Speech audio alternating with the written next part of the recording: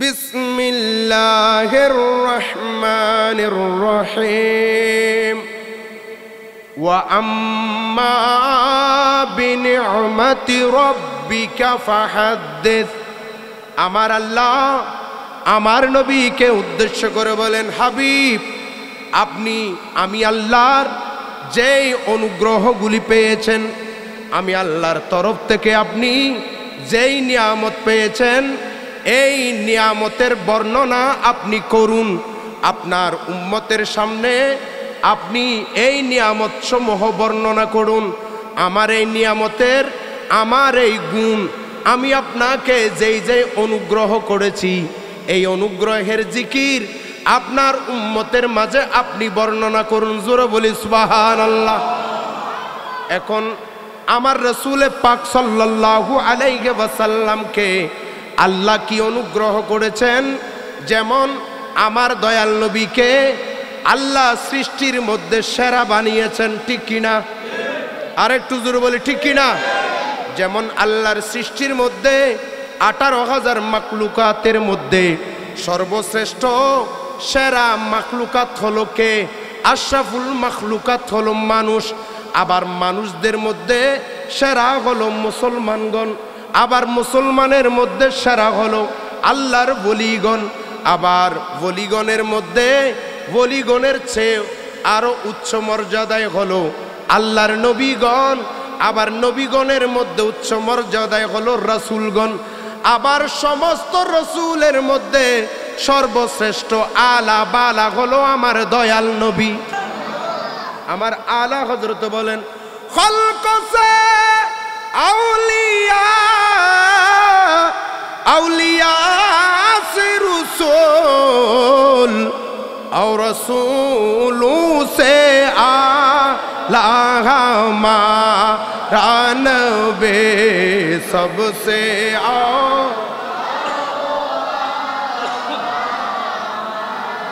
आला नबी सबसे बार।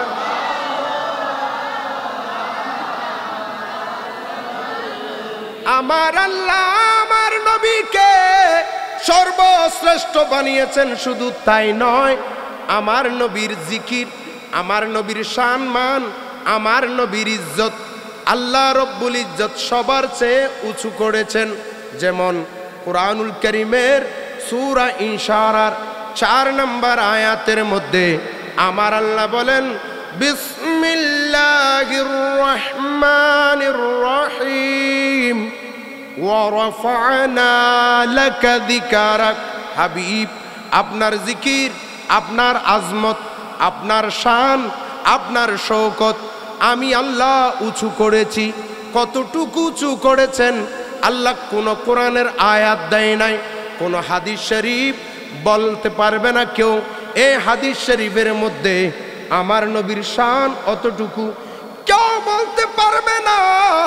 ওই আয়াতের মধ্যে আমার নবীর শান কতটুকু এটার মধ্যে ইঙ্গিত করা হয়েছে, এটা কেউ বলতে পারবে না। অর্থাৎ আল্লাহ বলেছেন, ওয়ারাফা'না লাকা যিকরাক। হাবিব আপনার জিকির আমি উঁচু করেছি, আপনার শান আমি উঁচু করেছি, আপনার শান শৌকত আজমত আমি উঁচু করেছি।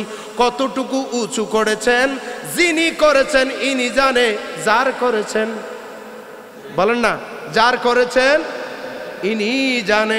সেই জন্য তো আমরা বলি মকামে মুস্তফা ক্যা হ্যায়, মুহাম্মদ কা খুদা জানে। মকামে মুস্তফা ক্যা হ্যায়, মুহাম্মদ কা। ঠিক কিনা বলেন? আমরা আরো বলি আমার নবীর সম্মানের, আমার নবীর ইজ্জতের যখন আমরা সীমানা পাই না, আমরা আয়াতের ব্যাখ্যা করতে গিয়ে শুধু বাংলায় এই ব্যাখ্যা এমনে বলি তাই নয়, উর্দু ভাষার মধ্যে ব্যাখ্যা এমনে গদ্য আকারে লিখি তাই নয়, এটা আমরা কবিতা আকারে, ছন্দ আকারে। আমার নবীর সম্মানের যে সীমানা নাই, আমার নবীর মতো দ্বিতীয় আর কেউ নাই, এটা আমরা নাতের মধ্যেও সুরে সুরে লিখি, जिसका कोई थाने नगे वो नबी बोलो ने जिसका कोई थाने नगे भाई जिसका कोई थाने नगे वो नबी हमारा है जिसका कोई थानी नहीं वो नबी हमारा है मुस्तफा की अज़मत का मेरे आका के अज़मत का हद ही ना किनारा है हद ही ना किनारा है जिसका कोई था वो नबी हमारा है अल्लाहुम्मा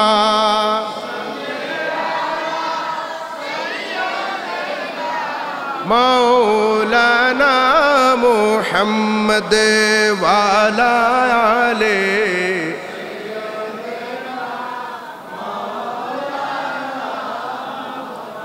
আমার নবীর সম্মান কে বাড়িয়েছেন বলেন না কে বাড়িয়েছেন আল্লাহ বাড়িয়ে বলছেন ওয়া আম্মা বিনিয়ামতি রাব্বিকা ফাহাদ্দিস আমি আল্লাহ যা নিয়ামত দিয়েছি ওগো হাবিব আপনাকে আমি যা অনুগ্রহ করেছি আপনি এইগুলো বর্ণনা করুন এটার জিকির করুন এটার তাজকারা করুন এটা স্মরণ করুন জোরে বলি সুবহানাল্লাহ আরো বলতে এভাবে যদি আমার নবীকে আল্লাহ কিভাবে অনুগ্রহ করেছেন শুধু তাই নয় আল্লাহ রব্বুল ইজ্জত আমার নবীকে শুধু সৃষ্টির ইশারা বানিয়েছেন তাই নয় আল্লাহ রব্বুল ইজ্জত কুল কায়নাত সমূহ শুধু পৃথিবী নয় শুধু শনি গ্রহ নয় রবি গ্রহ নয় মঙ্গল গ্রহ নয় বুধ গ্রহ নয় আসমান নয় জমিন নয় সব কুল কায়নাতের আমার নবীকে আল্লাহ রহমত বানিয়েছেন সূরা আম্বিয়ার 107 নম্বর আয়াতের মধ্যে আমার আল্লাহ বলেন বিসমিল্লাহির রহমানির রহিম ওয়া মা আরসালনাকা ইল্লা রাহমাতাল লিল আলামিন জোরে বলি সুবহানাল্লাহ হাবিব আপনাকে আমি আলম সমূহের জন্য রহমত হিসেবে প্রেরণ করেছি এখানে আলামিন বলতে অনেক আলম মানে এক বচন আলম মানে এক বচন শুধু পৃথিবীর জন্য নয় অনেক জন বলে নবীকে পৃথিবীর জন্য রহমত হিসেবে প্রেরণ করেছেন নয় নয় নয় নয় আল্লাহ এখানে আলম বলে নাই জমা ব্যবহার করেছেন বহুবচন ব্যবহার করেছেন তার মানে আল্লাহর সৃষ্টির মধ্যে শুধু পৃথিবী নয় অনেক গ্রহ আছে শুধু পৃথিবী গ্রহ নয় অনেক গ্রহ আছে অনেক গ্যালাক্সি আছে অনেক জগৎ আছে আল্লাহর সৃষ্টির মধ্যে যত জগৎ রয়েছে সমস্ত জগতের রহমত হিসেবে আমার নবীকে প্রেরণ করেছেন কে বলছেন শুধু তাই নয় আমার নবীকে সৃষ্টির সেরা বানিয়েছেন তাই নয় রাহমাতুল লিল আলামিন বানিয়েছেন তাই নয় আমার নবীকে আল্লাহর সৃষ্টির মধ্যে সর্বশ্রেষ্ঠ চরিত্রওয়ালা বানিয়েছেন আরেকটু মোহাব্বত নিয়ে বলি এখন এখান থেকে আমাদেরকে কি শিক্ষা নিতে হবে আমাদেরকে শিক্ষা নিতে হবে আল্লাহ আমাদের উপর যেই নিয়ামত দান করেছেন যে রহমত দান করেছেন যেই নিয়ামত অনুগ্রহ আমাদের উপর দান করেছেন এটাও আমাদেরকে শুকরিয়া আদায় করতে হবে ঠিক কিনা